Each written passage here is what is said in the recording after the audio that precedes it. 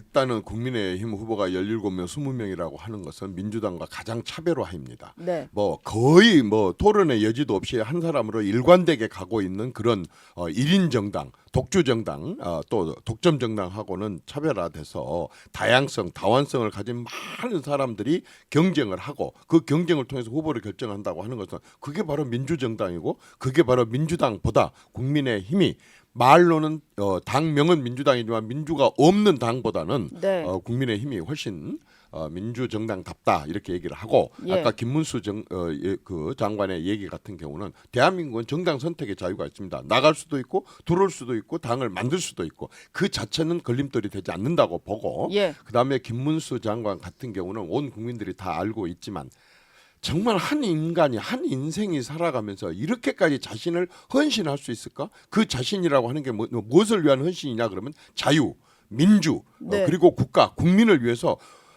예를 들어서 10년은 그렇게 살 수 있어요. 20대, 30대, 40대는 그렇게 살 수 있어요. 평생을 저렇게 정말 아주 집도 뭐 지금 10몇 평이라고 17평인가 뭐 14평이라고 하던데 이렇게 일관되게 자신을 헌신하고 희생을 하면서 국가와 민족, 자유와 민주 이 좋은 가치를 추구하면서 사는 사람이 있을까 싶습니다. 저는 네. 그건 그것대로 이번 선거 과정에 한번 평가를 해봤으면 좋겠습니다. 알겠습니다. 나름의 긍정적인 평가 해주신 것 같고요. 너무 저희가 실명 토크에서 좀 그렇긴 한데 이분 어떠실까 좀 궁금해요. 유승민 전 의원도 이번에 대선 주자로 뛰시잖아요.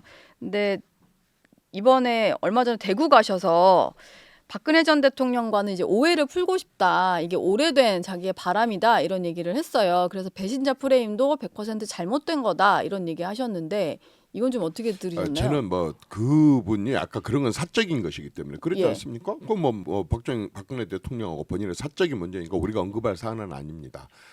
다만 그분 같은 경우는 지금 제가 어느 특정인들을 갖다가 편을 드는 게 아니라 예. 저는 일단 좋은 부분들을 좀 평가를 하고 싶습니다.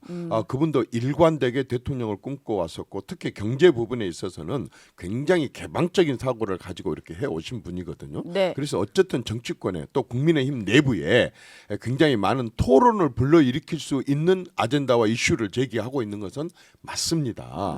그래서 저는 그분도 나름대로 어쨌든 자기 여건 내에서 열심히 뛰었으면 좋겠습니다. 문제는 예. 본인의 의지가 아니라 국민의 선택입니다. 당원들의 선택입니다. 그렇지 네. 않습니까? 그건 네. 또 존중을 해야죠. 그리고 조직원으로서는 당은 무리당이라는 한자로 무리당을 쓰잖아요. 예. 무리 안에 들어오면 무리와 함께 어울릴 줄 알아야 됩니다. 자기하고 맞지 않을 때는 설득을 하고 자기가 설득을 못하면 내가 부족했는가 보다 싶어서 또 더 실력을 쌓았고 그 다음 걸 갖고 설득을 해야 되는데 그런 부분에 있어서 조금만 더 보완한다면 참으로 훌륭한 분이라고 봅니다. 예. 오늘은 약간 다 좋은 점만 좀 보시는 다 그렇게 그런 하겠습니다. 말씀을 아까 근데 국민의힘의 어떤 법률가 출신들이 많이 들어오면서 정치를 대화와 타협으로 풀지 못한다 얘기하셨잖아요. 한동훈 전 대표가 저는 잠깐 떠올라서 왜냐하면 대표적으로 정치권으로 이제 바로 들어온 검사 출신이다 보니까 한동훈 전 대표에 대해서 좀 어떻게 보세요? 저는 한동훈 장관이 장관직을 수행할 때 하는 정책들을 보면서 굉장히 추진력도 있고 그다음에 국민들이 필요로 하는 특히 그 이제 해외에서 와서 우리 작업하고 있는 사람들 일하고 있는 사람들에 대한 그런 사람들도 이렇게 조치를 취한 거 보니까 굉장히 단호하기도 하고 빠르기도 하고 이렇게 하대요. 그리고 인상이 좋아서 그런지 젊어서 그런지는 모르지만 어쨌든 상당히 대중적인 기반 그다음에 기본적으로 자기 지금 아주 짧지만은 자기 매니아 세력들을 확보를 한 것을 예. 정치력을 발휘를 하고 있더라고요. 네. 그러나 일단 제가 오랜 정치를 통해서 봤을 때에 이 지금 대한민국 여당이고 야당이고 정치권에 법조인들이 너무 많이 들어왔어요. 그래갖고 법을 전부 육법전도로 풀라고 해요. 예. 그런데 자기들이 책임을 지고 끝까지 가는 게 아니라 그걸 또 전부 말하자면 사법부에다 넘겨요. 네. 그러다 보니까 정치가 정치로가 되는 게 아니라 정치가 사법화가 돼요. 그러니까 사법부에서 이제 국회의원들이나 정치권들이 와서 자기들한테 조아리고 말이야 벌벌 떨고 이렇게 하다 보니까 어느 순간에 자기들이 정치를 하게 돼요. 그리고 그만두게 되면 전부 다 또 다시 국회의원을 배지를 달라고 국회로 들어오게 되고 네. 아주 정치가 사막화, 아주 그냥 사막화가 돼버렸어요. 메마를 대로 메마르는 사막화가. 정치는요. 아무것도 없는 상태에서도 가능성을 만들어내는 게 정치거든요. 대한민국이 이렇게 100불 이하에서 4만 불이 됐다고 하는 건 정치가 한 거거든요. 네. 그때 선배 정치인들은 이런 식으로 대화도 하고 타협도 하고 양보도 하고 그리고 협치도 하면서 해왔는데 너무 법조계 인사들이 많이 들어왔고 법으로 정치를 하려다가 보니까 정치를 완전히 그냥 거의 실종 상태로 만들어가고 있기 때문에 예. 그런 점들이 우려스럽지만 그러나 그건 한동훈 책임은 아니죠. 그래서 나는 그 양반도 나름대로 열심히 뛰면 좋겠습니다.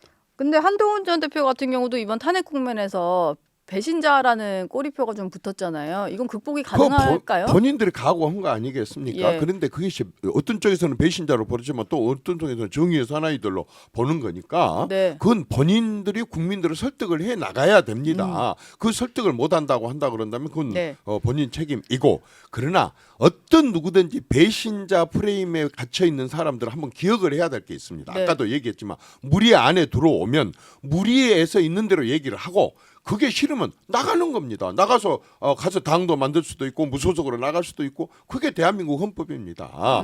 그러나 이 정치라고 하는 것은 상대방에 대해 말하자면 굉장히 비난을 하는 싸움이거든요. 네. 그리고 본인이 그 비난을 받을 각오를 해야 돼요.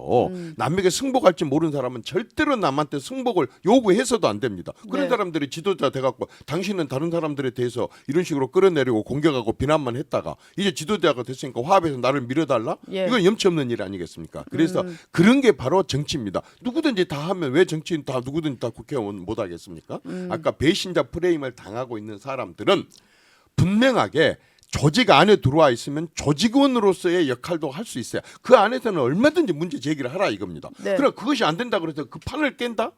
그건 조직원으로서의 자격이 없는 거죠. 무리인으로서는 자격이 예. 없는 겁니다. 배신자 프레임을 받는 사람들은 스스로도 한번 생각해 봐야 된다. 뭐 이런 말씀이신 것 같습니다. 시간이 좀 많이 지나서 마지막 질문으로요. 지금 선관위가 오늘 첫 회의를 한다고 해요. 국민의힘 당 선관위가 경선룰과 관련해서 검토를 좀 한다는데 뭐 일부 주자들 가운데서는 100% 일반 국민 여론조사 이제 완전 국민 경선으로 치르자 이런 주장도 나오거든요. 대표님 생각은 좀 어떤 게 적당하다고 보시나요? 그 말 답변하기 전에 시간은 없지만은 예. 사실은 제가 진짜 편을 들고 싶은 사람은 두 사람이 있습니다. 누구지요? 한 사람은 네. 안철수고 예. 한 사람은 이준석입니다. 아, 두 분이 이 다양성 다원성 면에서 이렇게 첨단 과학 분야에 있어서 최고 전문가이자 네. 세 번의 대통령 선거와 세 번의 국회의원을 하면서 나름대로 인내력을 갖고 쌓아왔어요. 특히 안철수 같은 경우는 서울시장 선거 때나 지난번 윤석열 대통령 선거 때에 저는 지금까지 그런 식으로 자기 희생을 하면서 하는 사람을 처음 봤습니다. 네. 우리가 당에서 그 사람을 지금 대우를 못하고 있고 예우를 못하고 있는데 그분 정도라고 한다 그런다면 저는 기꺼이 예. 정말 대통령 후보로서의 부족함이 없다 이런 생각을 하고 특히 우리 이준석 대표 같은 경우는 사실상 그러니까 100불 시대 이하에서 태어난 사람들만 지금 이 당에 굉장히 그 대권 주자로서의 다 있습니다. 네. 그러나 2만 불 시대에 넘어서 이 말하자면 대통령 저렇게 나온 사람은 우리 이준석 후보밖에 없거든요. 예. 나는 저런 사람들이 들어와 갖고 국민의힘에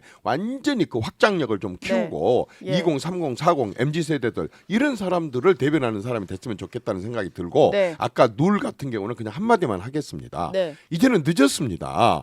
예를 들어 월드컵이 지금 완전히 시행이 되고 있는데 출전한 선수가 골대로 요리 옮겨라 저리 옮겨라 누를 이렇게 바꿔라 저렇게 바꿔라 하는 경우가 있겠습니까? 저는 일단 중앙당에서 이것은 정하고 네. 그러다면 후보들은 따라가야지 각인 각색이 자기한테 유리하게 룰을 얘기를 해갖고 만든다면 그런 게임이 어떻게 되겠습니까? 다만 절대로 저 당에서는 아까 수평적인 수직적으로 지금 내리꽂지 말고 수평적인 룰을 만들어야 되고 그 룰은 뭐냐 그러면은 토론입니다. 네. 죽느냐 사느냐 후보들이 지쳐서 쓰러질 때까지 무엇을 할 것인데 무엇을 하려고 하는데 라고 네. 하는 국정 운영에 대한 철학과 신념을 제대로 끌어내리고 받아내리고 국민들한테 심판할 수 있는 그런 토론의 장을 열어주는 것 네. 그것이 저는 최고의 룰이라고 생각합니다. 토론을 많이 하는 식의 경선을 짜야 된다.